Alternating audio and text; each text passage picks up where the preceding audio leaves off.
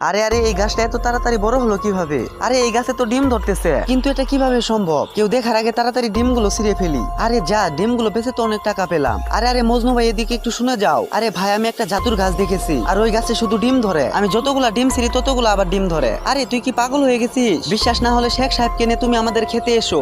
আচ্ছা ঠিক আছে, তুই যে, আমি যাইতেছি। এই তো তোমরা এসেছো, এই যে দেখো গাছ, আর এই গাছে দেখো ডিম ধরে আছে। কিন্তু এটাতে জাদুর গাছ, এটা কিভাবে বিশ্বাস করব? এই যে দেখুন, আমি এখান থেকে একটা ডিম ছিললাম, আর দেখুন আরো একটা ডিম হয়ে গেছে। আরে এটা তো সত্যি। আচ্ছা এই গাছটা তুই আমার কাছে কত টাকা বিক্রি করবি বল? আমাকে 1,00,000 টাকা দিতে হবে। আচ্ছা মজনু, তুই যে আমার বাড়ি থেকে 1,00,000 টাকা আন। এই নি, তোকে 1,00,000 টাকা দিলাম, আর আজ থেকে গাছটা আমার। মজনু, তাহলে আমরা গাছগুলো পরীক্ষা করি, তুই ডিমগুলো ছিঁড়ে ফেল। বন্ধুরা, এরপর যা হলো, যেটা দেখলে তুমিও বিশ্বাস করতে পারবা না। তার আগে গাইস, আপনার কাছে সামান্য কিছু টাকা নাকি মাকে বেশি প্রয়োজন? আমার মতো যার মাকে প্রয়োজন, তারা অবশ্যই ভিডিওতে লাইক দিয়ে চ্যানেলটি সাবস্ক্রাইব করে দিবে, আর কমেন্টে আই লাভ ইউ মা লিখে যাবে। আরে শেখ সাহেব, ডিমগুলো তো ছিঁড়ে ফেলাম, কিন্তু একটাও তো ডিম ধরলো না। আরে 2 ঘন্টা অপেক্ষা করলাম, একটাও ডিম ধরলো না। তাহলে কি আমাদেরকে ধোকা দিল?